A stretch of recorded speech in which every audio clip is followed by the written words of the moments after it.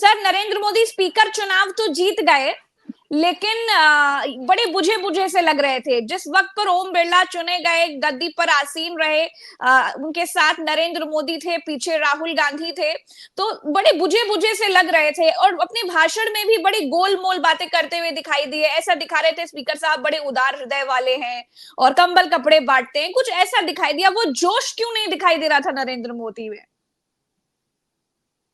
देखिए प्रज्ञा, अगर हम सुबह से देखें जो पार्लियामेंट में लोगों का आना शुरू हुआ और उसके बाद ओम बिरला जी आए और उनको अध्यक्ष चुना गया, तो लग रहा था कि एक स्क्रिप्ट लिखी गई है और उस पर सब अभिनय कर रहे हैं और प्रधानमंत्री का भाषण भी लाइन बाय लाइन लिखा हुआ है और वो उसको पढ़ के बता रहे हैं।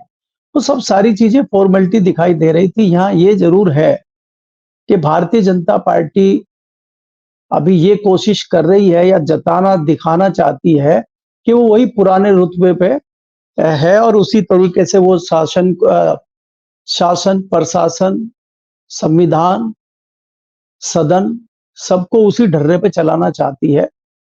लेकिन विपक्ष ने आज हाउस में दिखा दिया है कि पुराना ढर्रा नहीं चलेगा।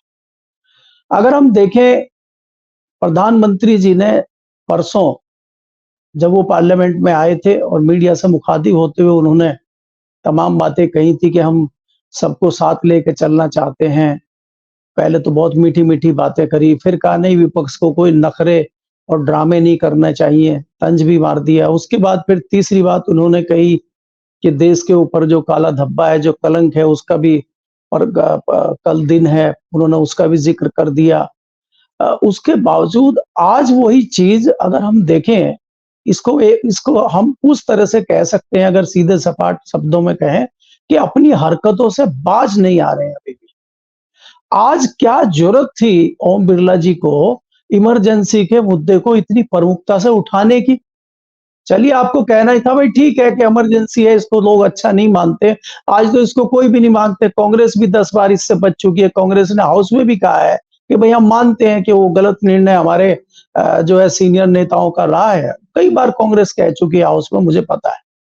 लेकिन आज विशेष तौर पे इस मामले को उठाना भारतीय जनता पार्टी या सत्ताधारी दल क्या जताना चाहता है, और इसका जवाब जिस तरीके से लोगों ने दिया हाउस में, चाहे आप अखिलेश यादव का जवाब सुने, चाहे आप राहुल गांधी का जवाब सुने, और चाहे तमाम उसके बाद जितने लोगों ने बोला, एक एक पार्टी के जो सांसद है, निर्दलीय सांसद पप्पू यादव का बयान आप सुने, ओवैसी का बयान आप सुने, तो जिस तरह से एक एक लोगों ने बताया है कि हाउस की जो तबीयत है वो बदल चुकी है और वो पुराना हाउस नहीं है। मतलब एक अंदाज में, एक हिसाब से धमकाने का काम सरकार को और स्पीकर को किया गया है। स्पीकर को बता दिया गया है कि वो पुराना ढर्रा अब नहीं चलेगा। और जिस प्रकार से आज हमने हाउस में बदली, मैं तो 3 दिन से देख रहा हूं, जिस प्रकार से हाईजैक करने की कोशिश हाउस को की जा रही है सत्ताधारी दल की तरफ से, उसका मुंह तोड़ जवाब विपक्ष अंदर ही नहीं बाहर भी दे रहा है। जहां से आप पार्लियामेंट के कॉरिडोर में एंट्री करते हैं, वहीं से आपको जताना शुरू किया जाता है कि बहुत सख्ती और बहुत सत्ताधारी दल वही पुराने तरीके से सारी चीजों को हैंडल करना चाहता है। लेकिन पल पल पे विपक्ष के लोगों को या हम जैसे लोगों को वहां जवाब देना पड़ता है। मीडिया को कस के टाइट करके रखा गया है। आप देखिए, पुरानी संसद में प्रेस गैलरी में लगभग 150 सीटें होती थी और वहां पे कुछ दोनों बीच में पैड़ियां बनी हुई थी, तो उन पे कारपेट बिछा रहता था। अगर किसी को चेयर नहीं मिली तो कारपेट पे ही वहीं बैठ जाता था, क्योंकि एक के बाद एक सीढ़ियां थी, तो वो भी सीढ़ी के जैसी थी। हम जैसे लोग कई बार उसी पे बैठ जाते थे। और हाउस में आपको लिखना है, नोट करना है, या कोई खास सब्जेक्ट पे जब बहस होती थी तो ज्यादा भीड़ पत्रकारों की भी हो जाती थी। कोई नॉर्मल चल रहा तो इतनी भीड़ नहीं होती थी। उसमें तो यूएनआई पीटीआई एजेंसी वाले लोग तो रहते ही थे, बाकी आते जाते रहते थे, और कोई खास चर्चा होती थी उसमें भीड़ होती थी। यहाँ पे सिर्फ संसद में क्रांतिकारी पत्रकारों के लिए जगह नहीं है क्या? क्रांतिकारी पत्रकारों के लिए कोई जगह नहीं है, सिर्फ 54 कुर्सियां लगाई गई हैं, और उसमें भी सीआईएसएफ का सादी वर्दी में एक कमांडेंट इधर खड़ा रहता है और एक लेडी कमांडेंट इधर खड़ी रहती है।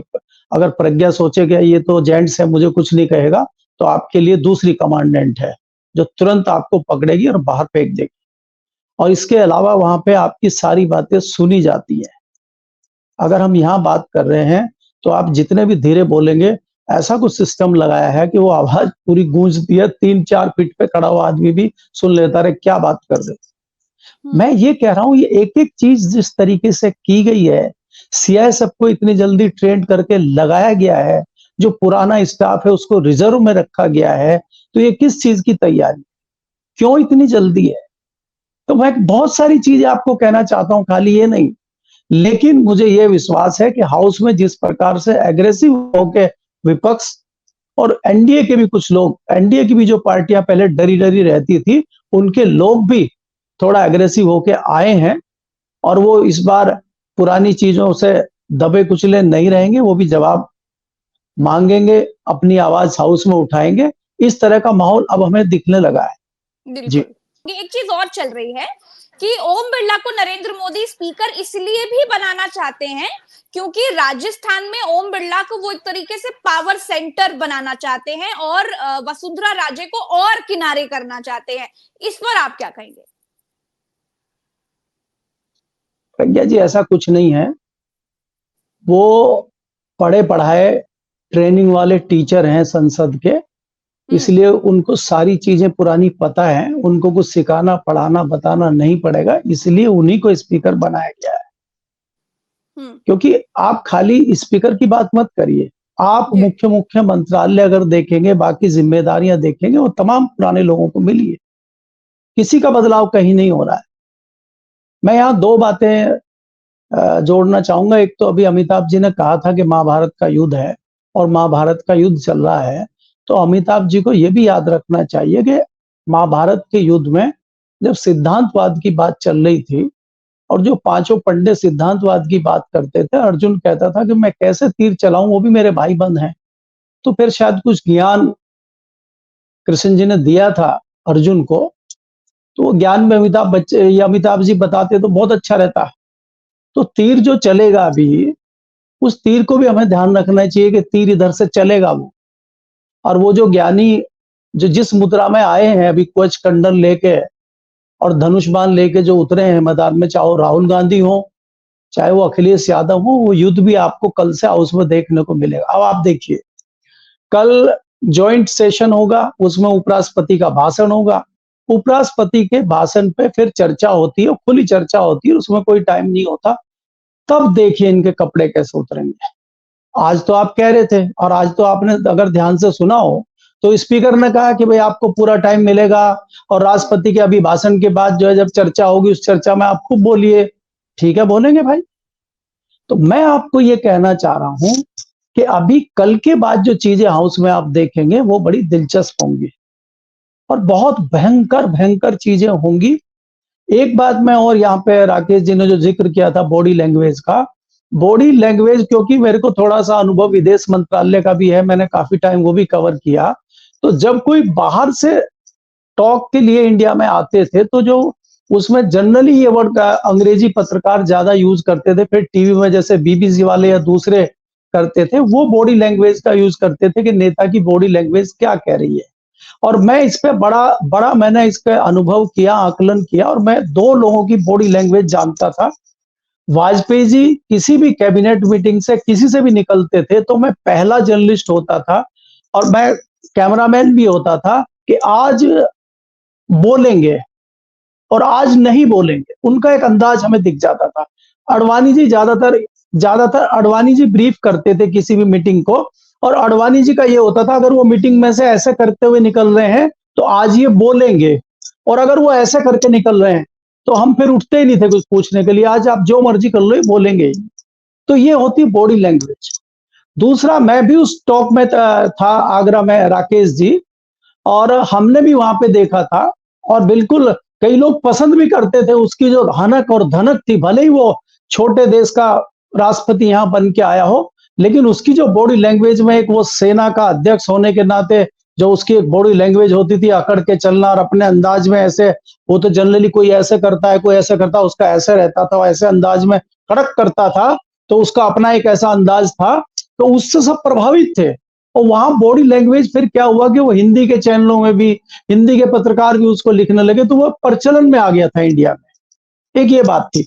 अब हम वापस आते हैं, आज आप अगर हाउस में जितने लोग भी बोले हैं या जब प्रधानमंत्री जी परिचय करा रहे थे मंत्रियों का, तो मंत्री भी हाथ जोड़ के ऐसे कर रहे थे, वो वाले नहीं थे ऐसे वाले के मंत्री जैसे पहले ऐसे रहते थे, वो वाले नहीं थे। ये है बॉडी लैंग्वेज। तो मैं आपको ये कहना चाह रहा हूं कि इस बार सारी तस्वीर बदली हुई है।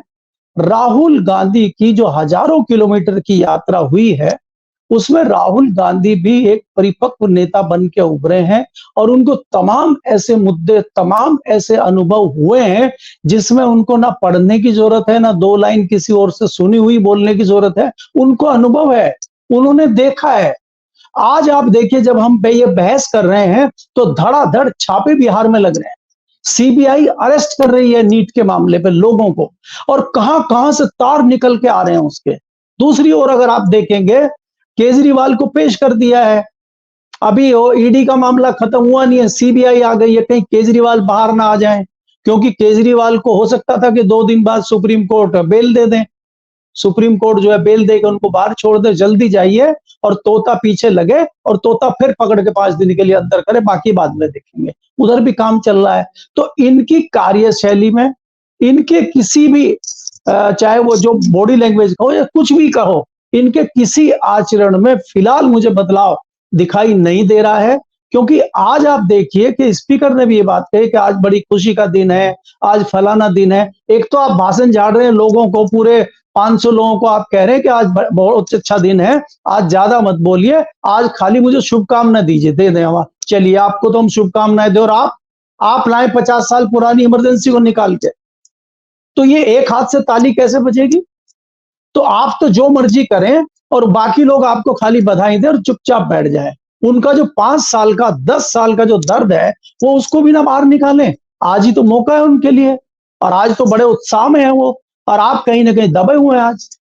तो ये जो चीजें आपको हाउस में दिख रही हैं, मुझे लग रहा है आने वाले टाइम में ये और एग्रेसिव होंगी और बढ़ेंगी, और उसका रिजल्ट हमें और आपको दिखेगा, और उसमें फिर चर्चाएं हमारी आपकी आगे चलेंगी। बिल्कुल। केपी मलिक सर, आपसे आखिरी सवाल यही है कि हम अब आने वाले समय में, कि जो सवाल मेरा अमिताभ सर से था वही सवाल आपसे भी है, अब आने वाले समय में हम नई संसद, नई सरकार, नए विपक्ष, नए तेवर को कैसे देख रहे हैं? और दूसरी बात कि हमने एक चीज और देखी है, पहली बार देखने को मिला, जब पहले ही दिन से पूरा विपक्ष, संपूर्ण विपक्ष, चाहे वो इंडिया अलायंस का हिस्सा हो चाहे ना हो, जिस तरह से चंद्रशेखर आजाद शपथ लेने के लिए गए तो उनसे किसी सांसद ने कुछ कहा तो उन्होंने मुंह तोड़ जवाब दे दिया सीधे कि यही करने आए, हम तो भाई करेंगे, हम तो बोलेंगे अपनी बात, लोगों की बात ही ना रखने आए। पप्पू यादव ने जिस तरीके से शपथ के दौरान मुंह तोड़ जवाब दे दिया, तो ये सब क्या कहता है, ये कॉन्फिडेंस क्या कह रहा है? इस बार मुझे लग रहा है नरेंद्र मोदी की जो नींद है वो कुछ गायब रहने वाली है। देखिए, जो अभी नाम आपने लिए हैं प्रज्ञा, ये कई सारी जो एजेंसियां हैं, वहां के कई सारे अफसर भी बहुत अच्छे हैं। वो सारे अफसर जो हैं वो कठपुतली नहीं बने हुए सरकार की, और वो किसी तरह से 10 सालों से दम घुटा हुआ है उनका। वो कई सारी ऐसी चीजें बाहर करेंगे, चाहे इस तरह के सांसदों तक वो पहुंचे, चाहे हम जैसे लोगों तक पहुंचे, वो इंफॉर्मेशन और वो कागज भी बाहर आएंगे।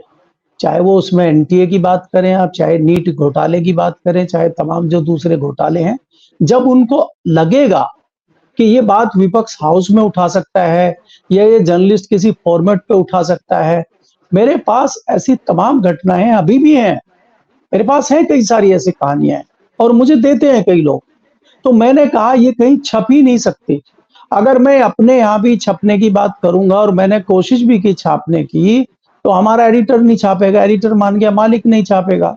तो इसको ठंडे बस्ते में रखिए, और आपका रिस्क हो जाएगा। आपका इतना भयंकर रिस्क हो जाएगा कि आपकी नौकरी जाएगी, यहां तक नहीं छोड़ेंगे नौकरी से, आपका मामला बहुत ज्यादा। तो ऐसे बहुत सारे ऑफिसर हैं।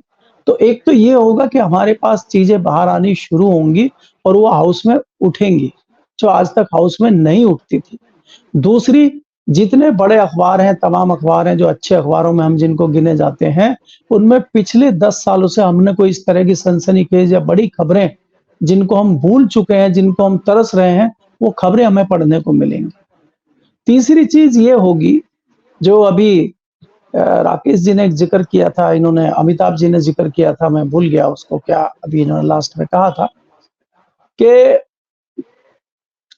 हाउस में इस बार आपको नई चीजें देखने को मिली। इन्होंने लास्ट में एक बोला था, मैं वो दिमाग में बात चली गई, खैर। चेक एंड तो बैलेंस मैं मैंने आपको कहा था।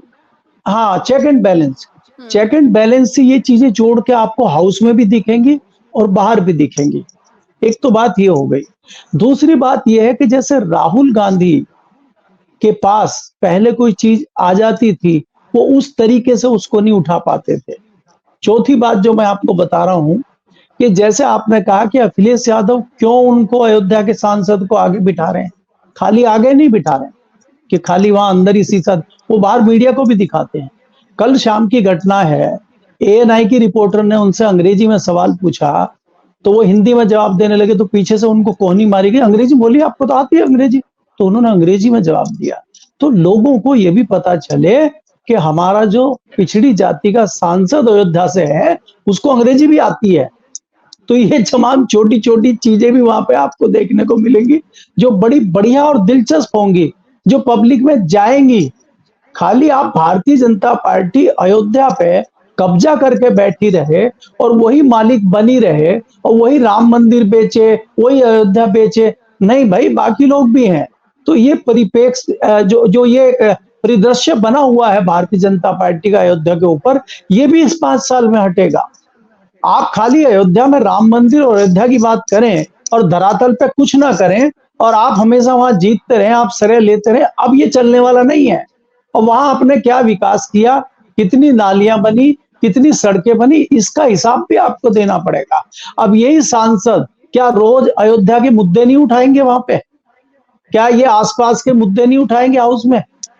तो ये दिक्कतें भी कांग्रेस पार्टी, भारतीय जनता पार्टी को आने वाली है। जैसा कि आप दिल्ली में देख रहे हैं, जो मैंने पिछली बार जिक्र किया था, चाहे वो केजरीवाल का मामला हो, चाहे वो झारखंड के सीएम का मामला हो, चाहे वो दूसरा मामला हो, वो तमाम मुद्दों पे भी विपक्ष बहुत एग्रेसिवली सरकार को घेरेगा और उसको नतीजे आपको दिखाई देंगे आने वाले समय में। और हमारी आपकी बहस भी दिलचस्प होगी आगे आने वाले टाइम में।